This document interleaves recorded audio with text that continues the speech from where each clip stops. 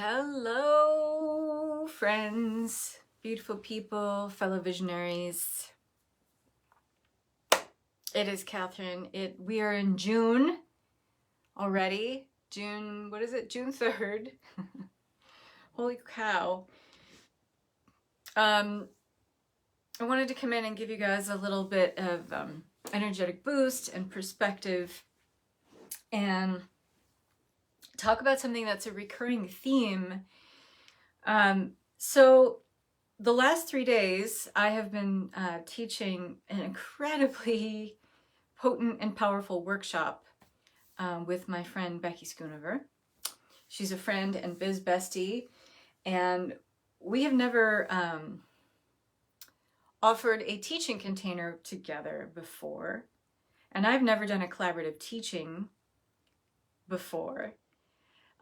We've done discussions and master classes together for free, but we've never done a paid workshop. And I have to tell you that 3 days, and I feel like we're going to do this again, it's going to be 5 days, and it won't be this price because you're getting 2 coaches for the price of 1 and 2 very astute and intuitive perspectives for the price of 1.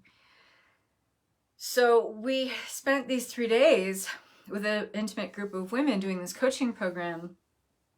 And even before we started teaching this workshop, there were things coming up and presenting about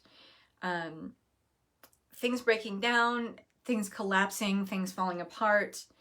And this can look like either themes in your life. It can actually look like items in your life, like your car breaking down or your washing machine or your garage door opener going kaput, or your car having some sort of breakdown, or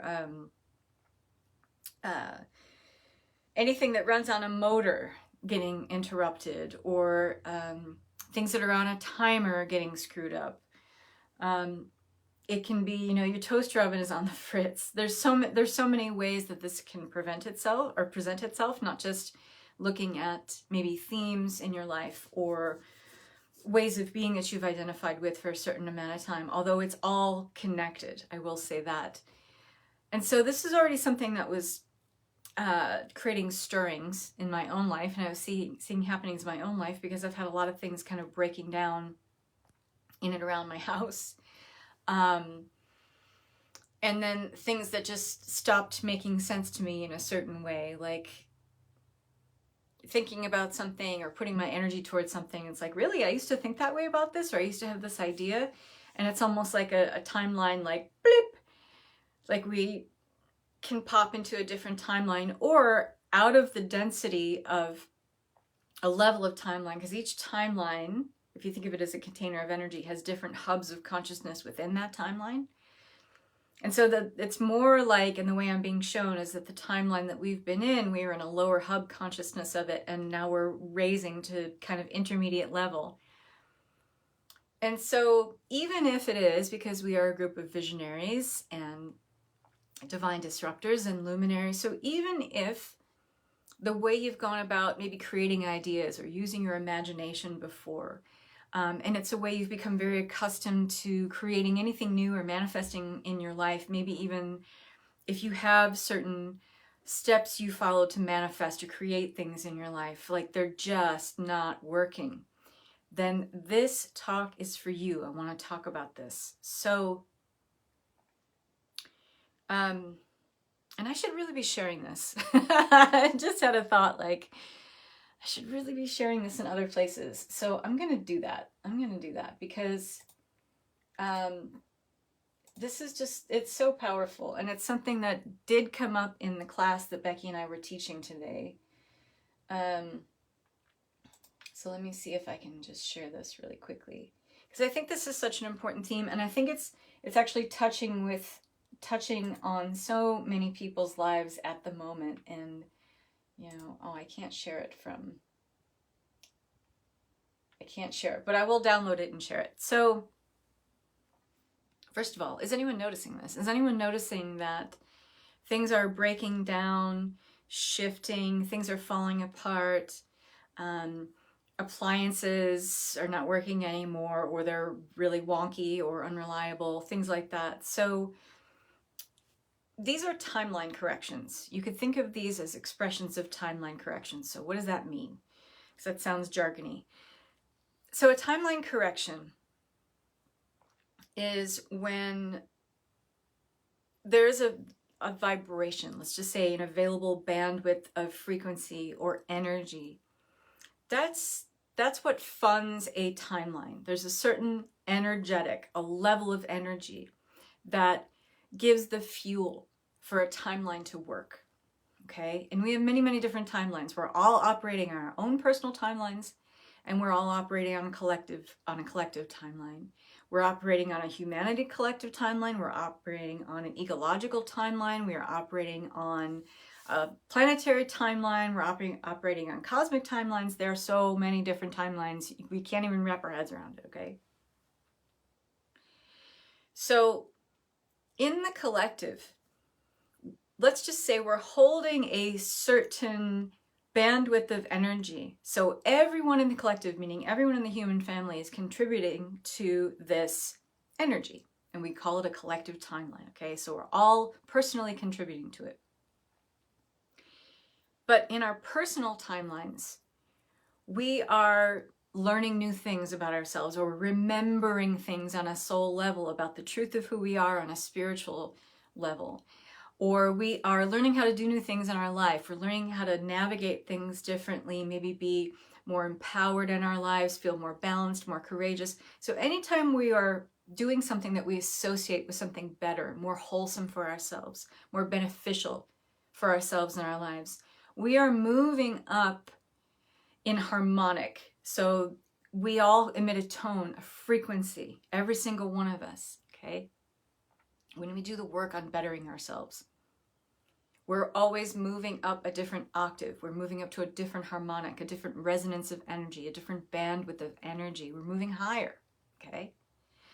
This, of course, personally, we all contribute to the collective. This is contributing to the collective timeline being able to notice and bring in different personal, individuated frequencies to feed that collective. And if there are enough of those personal frequencies that are a little higher in octave, feeding that collective, then eventually, over time, that collective timeline will shift and change. So anything that was held in place, because reality is held in place by whatever frequency a timeline is holding. So if we had a timeline that was in a lower hub of consciousness, that was the collective timeline before, and held reality in place at that level, as we continually and incrementally upgrade that, the reality that gets held in place has to shift. So certain things that you might think of as everyday contributors to our mundane reality, like the tasks that we perform, the laundry that we have to do, the hedge trimmer that we use to manicure, landscape our yard, all these things that contribute to whatever we have as, or we think of as fixed reality, that is going to change too. It's going to shift. So wherever we've been, feeling like we're just a little different now, even if we can't put our fingers on it, but we feel like maybe a little more open, we feel a bit more available for change, we feel like we're ready for something better to take hold in our lives, and we're making certain strides to make that happen. We're opening ourselves up to new possibilities and potentials, etc. You are incrementally moving up as a bandwidth, as a spectrum or frequency of energy. More and more people on the planet are doing this over and over. We're experiencing, an incredible accelerated rate of frequency turnover, I call it, that is contributing to a higher and more wholesome energetic in the collective. So the things that were representative of the reality that was previous, they are bound to deconstruct, fall apart, unravel, break down. Okay, and it's just one of the ways that we witness it and see it and can say, oh, that this is happening, here's the evidence. is the stuff that's part of our everyday reality. It could be your electric can opener. It could be your toaster oven. It could be your TV. It could be your garage door opener. It could be, you know, your carburetor in your car. It could be anything, okay? So if you're noticing this, not only is this indicative of changes in the collective, but it is indicative that of the fact that you are moving up in frequency. But here's the rub. If you pretend to not know this, and if you are consistently staying in a state of denial where you're saying, no, that can't possibly be happening, that's absurd, you can basically close the threshold to occupying that higher harmonic, that higher perspective of you, that higher, more evolved version of you, by simply committing to a way of thinking, a way of feeling, and believing that this isn't happening. So you can try, it doesn't work for very long, but you can try to keep yourself in this kind of contracted state of awareness and stay in your old sphere of influence and pretend that these changes aren't happening, even though everything is breaking down around you and giving you evidence otherwise. You can do that because we have free will here. But it's going to become increasingly uncomfortable for you. And you're going to find ways to, in a victim sense, inconvenience yourself by saying, well, I have to repair and now replace all these things that are breaking down, or I have to look at my life differently, and oh, poor me. You know, we can either play the victim with it, or we can decide to be in flow with it. Now, for those of you who are identifying as visionaries or luminaries here to hold more light on this planet and to keep pushing the needle forward on allowing us to bring more light to the planet and hold it, this is especially important as a message for you, because the way you've gone about things before, introducing new tools, maybe things that you've used as steps to manifesting, as I mentioned before, or, you know, you might have a different process of energy healing or things like that. It may even be a modality or a mode of healing, whatever. And you may find that, well, these things, they're maybe obsolete for me. They're not working anymore. This is by design. This is meant to be evidence that we're not in the same consciousness frequency anymore. That can either scare the hell out of you and you can deny it and pretend it's not happening, and again, stay in your own little contracted sphere of awareness. And hey, no judgment if you want to do that, but I will tell you it will become increasingly more painful, and you are putting yourself through an undue and unwelcome amount of suffering that you don't have to endure by doing that.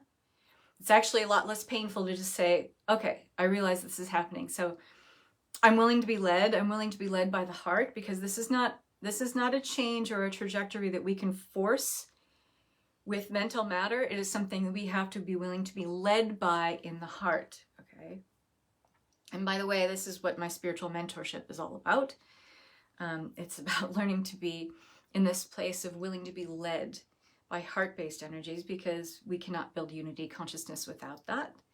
So when we're in that space of noticing these things, you can even ask something very simple, like, where can I open myself to be led by the heart, and then let that give my mind directives about where to go next, instead of the other way around and what we're used to and habituated to, which is, I'm going to reason and analyze my way through this and try to intellectualize something that doesn't even operate on the bandwidth of rational analysis, but I'm going to try to intellectualize this thing anyway and try to make sense out of it and have it mean something to me.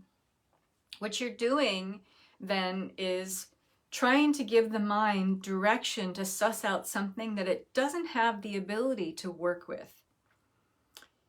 When you are willing to be led by the heart and allow that energy to dictate to the mind where to go next, it's a much different energy dynamic that you set up within you. This introduces flow. It may not always be ease, but ease and flow are not the same thing. Flow is understanding that even in those, pardon my French, fuck my life moments, we still have all of our faculties and resources to be able to navigate it in the highest and best way. And when we're in that, we're also being willing to be led by the heart. And that means that we're opened up to a much different frequency of help, of support.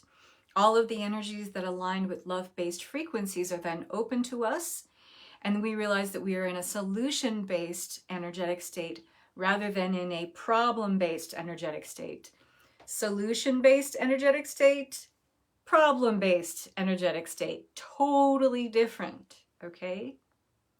So even if it feels like you want to still keep using the same old tools, that, you know, the same old ways of processing and stepping yourself through any kind of a process or movement forward, those steps may not be working anymore. Those processes may feel obsolete to you. The things that are breaking down around you, they are all emblematic of something much bigger going on in terms of moving into a different frequency bandwidth, not just for yourself personally, but for all of us collectively. These are the signs, these are the signals, these are the giant breadcrumbs that the universe is dropping, saying, hey, we're not in the same territory anymore, okay? But if we keep trying to come at this with the same mental framework, the same mindset, the same kind of feelings, the same kind of victim mentality, we're being extremely short-sighted and limited and contracted in the way we greet these energies, and it's going to always feel like we're butting heads against something. It's going to feel like force instead of flow. You don't have to do that, okay? You don't have to do that. So I hope that this information finds you well. And even though I'm broadcasting this in my group of visionaries, luminaries, and divine disruptors, which is my private membership group that I have, this is also an invitation to you that if you're thinking about joining my spiritual mentorship, which starts, it's already started, it's going up in price on Monday. So this is a program that's going to incrementally increase in price every month. But this is all about being led by love-based, solution-based, being in heart-led frequencies, where we can be in a place, even when we're interfacing with many challenges and issues, we can be in a place of flow instead of force. This changes everything. This allows us to give different directives to the mind that don't come from a rational or analytical or intellectual place where we try to reason out the unreasonable. It's never going to work. And instead, rather let the heart lead and guide us forward so that we can be in more solution-based mode and start to look at the world a lot differently and objectively, even if we can't quite know on a rational level what's going on. The heart already knows. Our spirit already knows. And that's why I always talk about this being a human awakening rather than a spiritual awakening that we're going through, because your spirit is already woke. Your spirit is already savvy to what's going on. It's our human that is learning and remembering how to retrace our steps back to soul and spirit and source. So I hope this information finds you well. I hope that you're considering joining the mentorship, because it's an incredible container. Even as the price goes up, the fact that it goes through the end of 2022 together, and we have so much work yet to do, and we're focusing on the body this month. We're focusing on how we react to crisis when we could be responding to new frequencies, which is really what's going on. How to do that, how to teach the nervous system to hold this light, to hold these changes in a way where we don't feel like we're getting spun out into spiritual, emotional, mental, or physical crisis. This is just the focus in June, and we've got intuitive acuity next month. We have focusing on benevolent channeling of energies after that. This is an amazing container for you to, especially if you're a light worker, a placeholder of New Earth, you're an energy healer, introducing a whole lot of new tools, so it feels like you're not coming at all these new energies with old resources and obsolete tools. This is such a dynamic and wonderful container, and I hope you'll join us in here. So thank you so much for watching. Much love and peace to you all. Bye-bye.